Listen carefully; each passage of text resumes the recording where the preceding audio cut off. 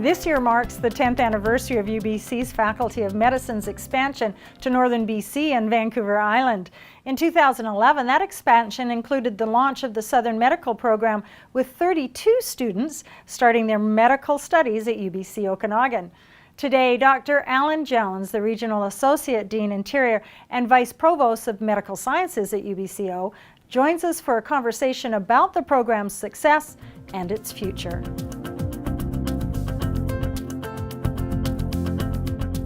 Allan, welcome to the studios of UBC's Next Big Thing. Thank you, Rosemary. It's so nice to have you here, and it's so nice to have a medical program in the interior here in the Okanagan. Now, most people understand that the journey to becoming a doctor is usually a difficult one, certainly not an easy one. What does it take to become a doctor in BC?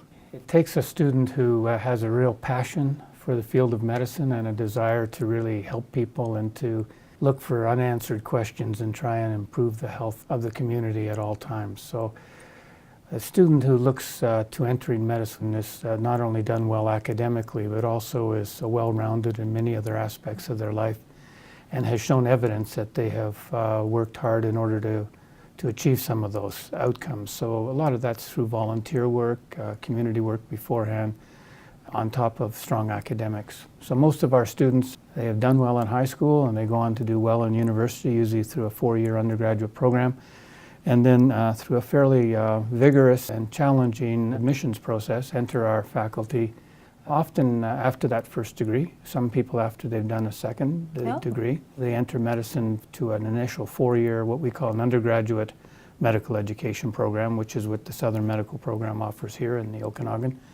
And then following that, they go on to postgraduate training, which is a minimum of 2 years if one goes on to family medicine, or 5 years if one goes on to Royal College specialty work. Wow, so they've invested quite a few years of education behind it. So what was the motivation behind UBC's Faculty of Medicine's expansion of this program into the Northern BC and onto the island? It was an interesting time in early 2000. There was a major event in Prince George that was held in the Prince George Arena where 6,000 to 7,000 people attended. Premier Campbell worked with the university to propose a new medical school. The University of Northern British Columbia is very small and felt that partnering with UBC would be the right thing to do. And that led then to the formation of the Northern Medical Program. And very shortly after, the Island Medical Program joined in. Not too long after that, UBC appears in the Okanagan, and the extension of that. Talk about that a little bit. Premier Campbell, again in Penticton, I believe, in around 2005, made an initial announcement about the desire to form the Southern Medical Program with the newly evolving UBC Okanagan campus. However, the North and the Island, as new programs in very small sites, had not yet been accredited by the accrediting bodies of Canada and the US, and UBC wished to delay the formation of the Southern program till they knew they could get full accreditation for the North and the Island.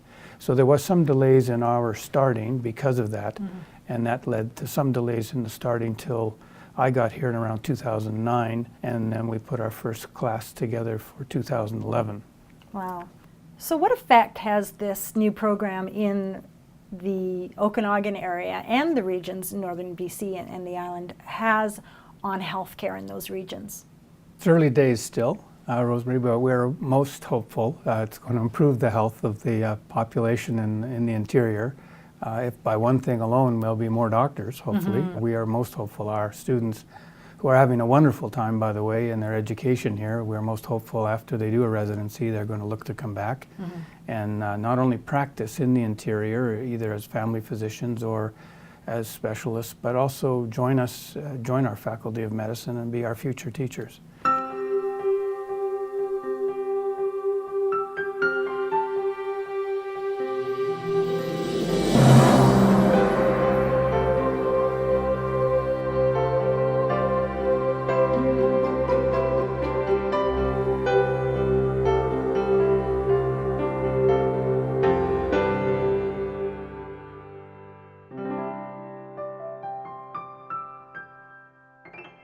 Allan, what have been some of the contributors to the success of this program so far? One has been the embracement of the program by the physicians in the community. They're very, very busy clinically. They've all come to live in the Okanagan for the wonderful lifestyle that it offers. So we have moved into their lives and they have allowed that to happen, and we are very thankful for that. We have been embraced also by the community. We have now over 350 of the community members that have volunteered their services to the medical school to teach students how to take a history, how to do a physical exam, how to act professionally. And they come down faithfully to the clinical campus by KGH and allow the students to work with them 2 afternoons a week, and have done so for the past 4 years. So these are just residents of the Okanagan, and they volunteer to be patients for these doctors that will assist them in learning those skills. Yes, it's been terrific. And they also, on the student exams, come in and portray sometimes patients with various problems for the examinations. And it's a safe environment for students to learn because they're not as sick as the patients in hospital. Right. So it allows them that transition. The third thing that's happened to us has been the interior health, the leadership and the interior health in general, and the hospital administration has really taken us on and supported us. The learners feel safe in that environment. They feel supported.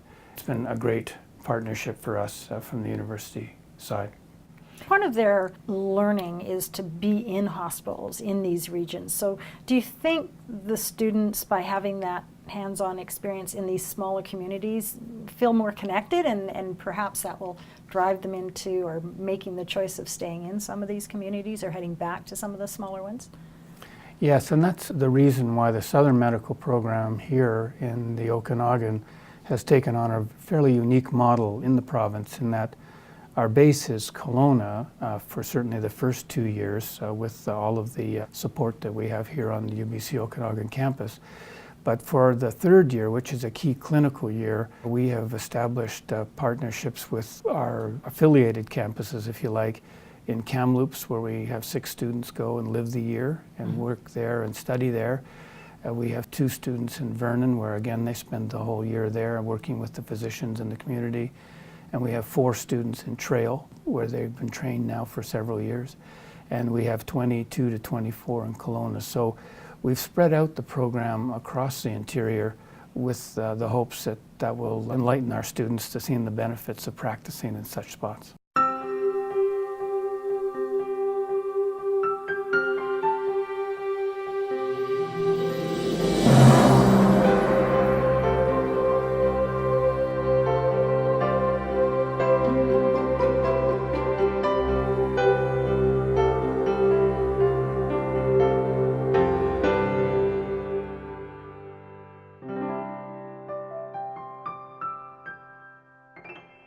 Have there been many challenges in implementing the program? The greatest challenge was, how are we going to find enough teachers to teach our students in the program? So we not only needed teachers to come up here to the campus, but we needed teachers down at the hospital. Our students do time in family doctors' offices, so we needed 100 family doctors' offices for our students. So the actual needs from the faculty point of view is we needed to pull off the first 2 years alone about 300 teachers. That was a lot of scrambling for us in the early days.